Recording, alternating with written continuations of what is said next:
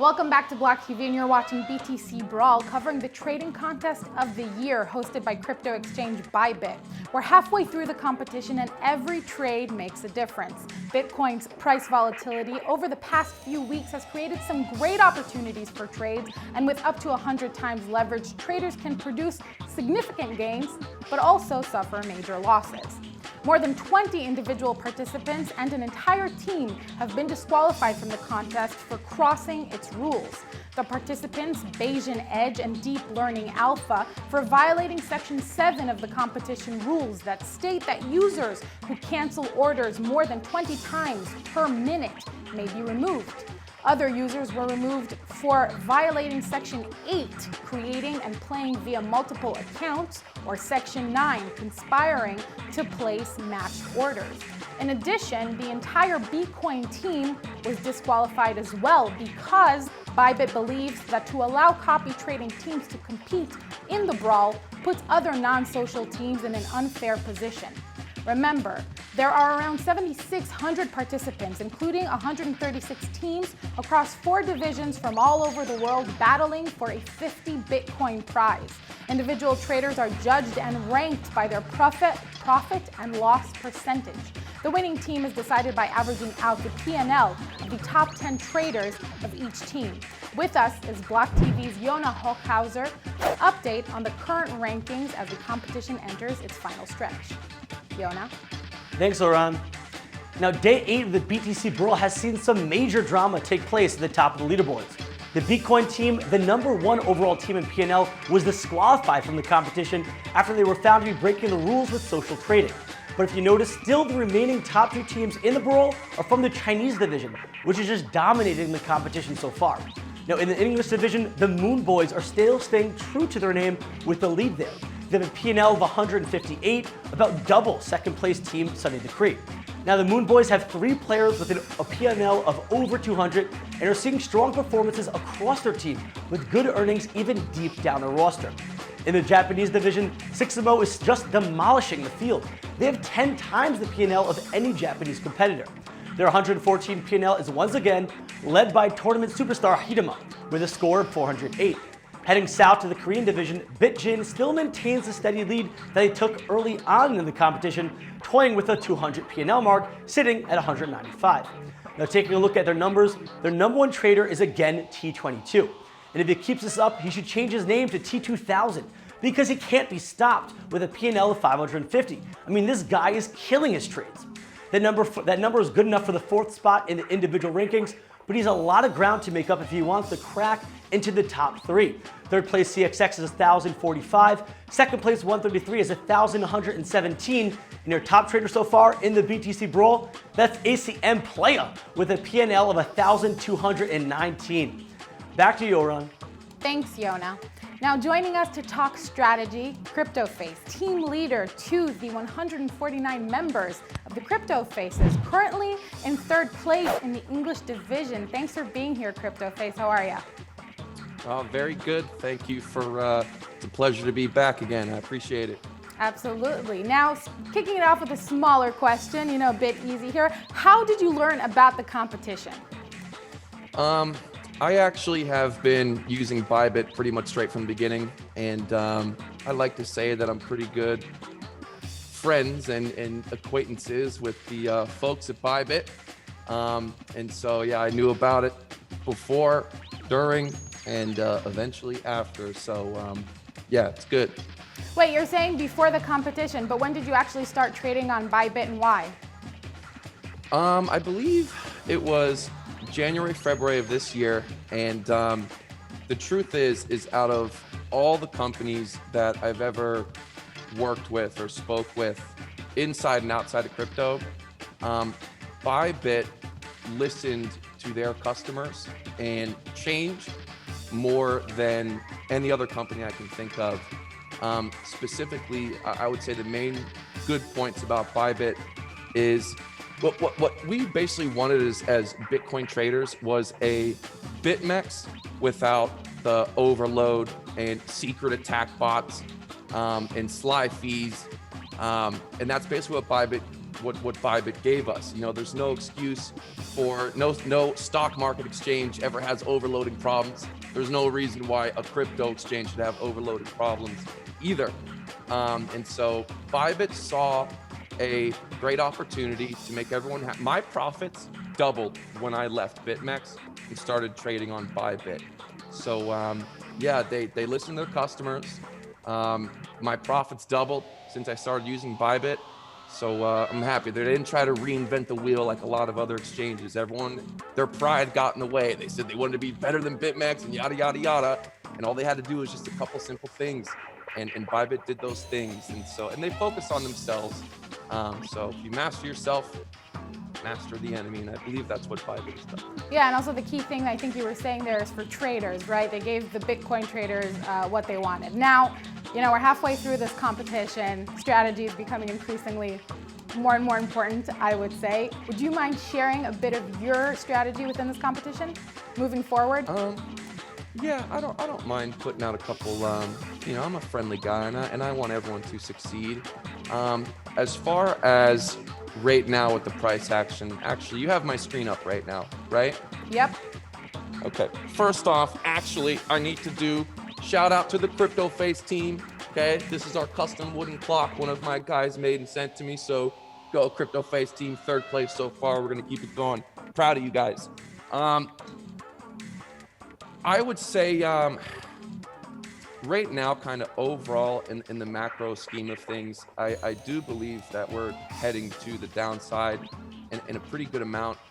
Really, the trades that I am personally looking for are shorts, right? And so kind of right now, I'm actually looking for a pretty decent little pump that I'll probably most likely be looking to short. I would say that's kind of my main strategy right now, is just looking for good shorts, taking the profits out of your trades. You know, it's okay to inchworm your way up. This competition's running for a pretty long time. Some people, you know, I heard a couple good strategies, starting off with a little tiny bit of Bitcoin, going max leverage. Just focus on yourself. You know, there's a lot of people in this tournament, and some people are going to go max leverage, and some of them are going to get lucky on a good couple moves.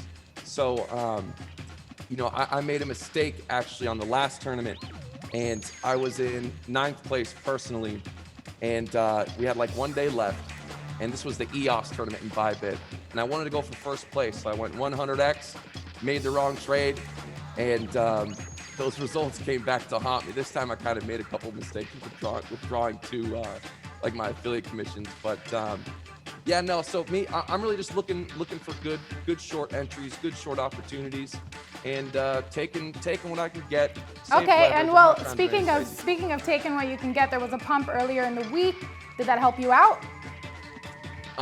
Yeah, there was actually a couple. So as of yesterday, I didn't really do any charting today, but as of yesterday, 12 out of the last 14 pumps, whether they were about $50, $75 to $100 moves and up, ended in dumps right after. There was only 2 that I counted where they ended up going up again.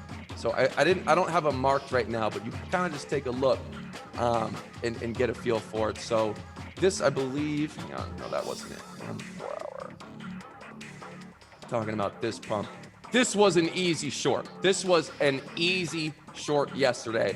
I was able to cash this at like 74, high 7400s, shorted it, came back, went to the casino actually with a couple friends, came back, and then yeah, we were in good shape. So that was an easy one. Right now, hopefully I'm not giving away too much information, but there's a couple patterns right now that Bitcoin is making that it is repeating. One of them, I'll give one. There's 2 that I've marked. I'll give one. Let's see if I can find it. What it is, it's basically really simple bear flags where we creep up like this and then bang, come right back down. Let me change the color so you can see it. And if you just go back, you can see, I mean, there's a bunch of examples on multiple time frames. Goes up a little bit, bang, comes down. Goes up a little bit, bang, comes down. Multiple time frames. I believe that Bitcoin picks its own patterns. Sometimes popular patterns that people know. Sometimes it makes up its own. and repeats them for a good few weeks, sometimes a month. Okay, so now you've dropped in ranking throughout this competition. It's a tough battle. It's a race here, and we absolutely get it. Now, my question is, what is it that made you choose to stay in the competition despite this dramatic drop? I don't really know what you mean, stay in the competition. I mean, once you're out, if there's a button to leave the competition, I mean, I'm in the competition, so I would never leave it till the very end. There's plenty of time left, and so it's the holiday season. I am not looking to rush into trading, but if I see an opportunity and I have the time to kind of devote to it, I'll take it. Really, I'm just really proud of my team. Like I said, there's a lot of people. There's going to be people that get lucky going 50x, 75x, 100x, and we'll take some of the top couple spots. But at the end of the day, I'm here for my team and my people. So speaking of teams, how is it that, do you guys interact a lot? Do you guys full on work as a team? Because I know some teams do not. It's like individuals, but you're under the same team leader. So how are you guys approaching that? Yeah, a little bit of both. And so I have I already have a trading group, trading community. Like here's trade profit logs of some of the people that are trading on my team and like in my trade group and whatnot. And so it's a little bit of both. I'll put out, I might say, hey, I think it's going to, I shorted this, or I think this is going to happen. If they choose to take it, great. If not, that's okay too. So people are on their own, and some of us are working together, kind of like a wrestling team. You have a team, but you're still wrestling yourself. We got people all over the world, right? So everyone's got different schedules, different goals, different lifestyles. Money management's always important. I might have different goals and stuff to spend money on than someone else, right? So, yeah, a little bit of both to answer your question. Now I'm curious, what do you think it takes or what makes a good trader? And then do you see a difference between competition trading and then trading IRL in real life? Great questions. First question, number one thing that I believe it takes to be successful trading is discipline. Discipline, hands down, 100%. You could actually have faulty technical analysis, no technical analysis. You could even be trading off coin flips. But if you have the right money management and discipline, you can be profitable, and more profitable than most people trading out there. What was your second question? Do you see the difference, or is there a difference between regular trading in your daily life and in competition? Totally, 100%. When there's something on the line and it's a competition, it kind of forces you into trading maybe windows that you normally wouldn't trade in. And so there's definitely a difference. Now, not so much for me, because it's not my first time being in a trading competition. And so it's, there's definitely a difference. You definitely can feel a little more pressure to do so. That's why I say there's plenty of time. Take it easy. Take the opportunities that you think you're confident in. Overall, like I said, I'm looking for little moves up, some moves up, and then I'm looking to short them. Take the safe route. Right, well, it sounds like trading competition is a great way to learn, especially if you're more of a newbie. Thank you very much, CryptoFace, for joining us. I wish you a ton of luck on this competition, and we look forward to seeing how you do going forward. I'd like to say thank you one more time to Yona Hookhauser. We see your little thing there. And for all you folks trading, keep doing it. It's fun, it's awesome, it's a competition. You can do it. Happy trading.